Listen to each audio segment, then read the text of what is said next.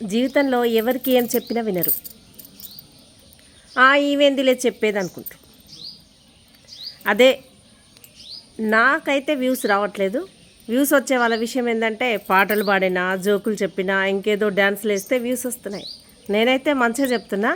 ఎందుకు చెప్తున్నా అంటే నేను ఎవరి మాట వినలేదు. అప్పుడు నాకు ఫుల్గా ఇన్కమ్ వచ్చినప్పుడు నేను అమ్మ మాట వినలేదు, ఫ్రెండ్స్ మాట వినలేదు.